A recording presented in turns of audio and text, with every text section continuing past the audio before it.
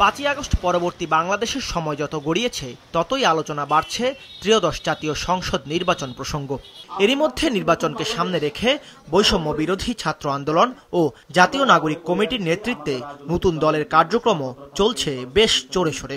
বৈষম্য বিরোধী এবং জাতীয় নাগরিক কমিটির যে অংশটা রয়েছে, ভোটের মাঠে বিএনপির মতো শক্তিশালী দল আগে থেকেই জয়ের ছক কষছে। জামাতও বসে নেই, একই লক্ষ্য নতুন গঠিত হতে যাওয়া দলটিরও। বাংলাদেশে দীর্ঘ সময় ধরে বিএনপি, জামাত কিংবা অন্যান্য গতানৈতিক রাজনৈতিক দলগুলো বাংলাদেশের মানুষকে রাজনৈতিক অর্থনৈতিক মুক্তি দিতে পারেনি। আমরা সেই মুক্তির দিশা মানুষকে দেখাতে চাচ্ছি, মানুষকে স্বপ্ন দেখাতে চাচ্ছি। যদি মানুষ আপনার আমাদের ডাকে সাড়া দেয়, তারা যদি আমাদের উপর আস্থা রাখে, তাহলে অবশ্যই আমরা ইনশাল্লাহ আগামীর নির্বাচনে, আগামীর বাংলাদেশে আমরাই সরকার গঠন করবে। জনগণ যে একটা রাষ্ট্রের প্রধান চালিকা শক্তি, এটা সবসময় উপেক্ষিত থেকেছে। ভোটের আগে মানুষ দলগুলোকে ভালো ভালো কথা বলেছে। এবার আমরা মনে করি যে আমাদের কাছে এই সমস্যাগুলো চিহ্নিত, এবং আমরা প্রত্যেকটা সম্প্রদায়, প্রত্যেকটা শ্রেণীর যে জনগণ, তাদের সমস্যাগুলো আলাদা আলাদা চিহ্নিত করছি এবং তাদের কথা আমরা শুনছি। সেগুলো আমাদের কর্মসূচির মধ্যে, যে স্বল্পমেয়াদী, মধ্যমেয়াদী, দীর্ঘমেয়াদী যে কর্মসূচি, সেখানে এগুলো জায়গা পাবে এবং আমরা মনে করি যে আমরা সেগুলো বাস্তবায়ন করতে পারবো। সেক্ষেত্রে ভোটের মাঠে বিএনপি বা অন্য দলগুলোর সাথে তাদের সম্পর্ক কি হবে এমন প্রশ্নের জবাবে তারা বলেন, স্বৈরাচার বিরোধী প্রতিটি দলই তাদের সহযোদ্ধা। আমরা অভ্যুত্থানের শক্তি যেগুলো আছে তাদের সঙ্গে আমরা মিত্রতার সম্পর্কের মধ্য দিয়ে আমরা এগিয়ে যেতে চাই।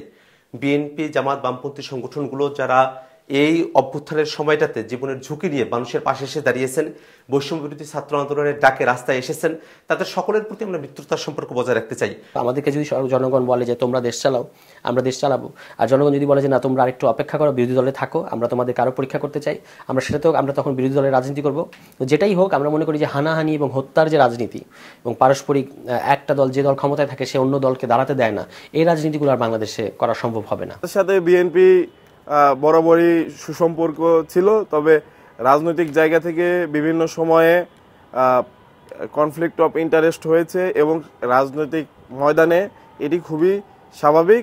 ব্যালটে নৌকার উপস্থিতি থাকবে কিনা এমন প্রশ্ন ছিল ছাত্র নেতাদের কাছে, এবং তাদের যে নির্বাচনে অংশগ্রহণের যে আলাপগুলো আমরা দেখতে পাচ্ছি, এটা অত্যন্ত দুঃখজনক আমাদের জন্য।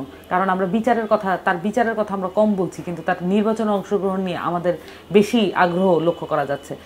বাংলাদেশের এতগুলো মানুষকে হত্যা করে, বাংলাদেশের স্বার্থের বিপক্ষে অবস্থান নিয়ে বাংলাদেশকে বিক্রির পায়তারা যারা করেছে, বাংলাদেশের মানুষকে মেরে ফেলে যারা ক্ষমতায় থাকতে চেয়েছে, যারা বাংলাদেশের মুক্তিযুদ্ধকে কুক্ষিগত করে সে মুক্তিযুদ্ধের চেতনার অপব্যবহার করেছে, তাদেরকে বাংলাদেশের মানুষ কোনোভাবেই এদেশের রাজনীতিতে আর প্রাসঙ্গিক হতে দিতে চায় না। সে জায়গা থেকে আমরা যারা নাগরিক কমিটিতে আছি, বৈষম্য বিরোধী ছাত্র আন্দোলনে আছি, এবং বাংলাদেশের আপামর জনতা, তারা আর কোনোভাবেই বাংলাদেশের রাজনীতিতে আওয়ামী লীগকে ফিরতে দেবে না। যারা ক্রিমিনাল না, যাদের কোনো ক্রিমিনাল রেকর্ড নাই গত 15 বছরের, এবং তারা আওয়ামী লীগ অনেক দিনের একটা অভ্যাসের জায়গা থেকে করেছেন, এখন যদি তারা ভুল স্বীকার করেন যে আমরা আওয়ামী লীগ আর করতে চাই না এবং তারা আওয়ামী লীগ থেকে বেরিয়ে আসেন, তারা এই সমাজে জায়গা পাবেন। অবশ্যই তাদের সিভিল রাইটস, পলিটিক্যাল রাইটসের পক্ষে আমরা অবস্থান নেব। এরই মধ্যে জাতীয় নাগরিক কমিটি 3টি উপজেলায় থানা কমিটি গঠন করেছে। আবার আলাদাভাবে বৈষম্য বিরোধী ছাত্র আন্দোলনের অন্তত 50টি কমিটি আছে। বর্তমানে চলছে মাঠ পর্যায়ে জনমত সংগ্রহের কাজ। দাউদ হাসান, মাছরাঙা সংবাদ, ঢাকা।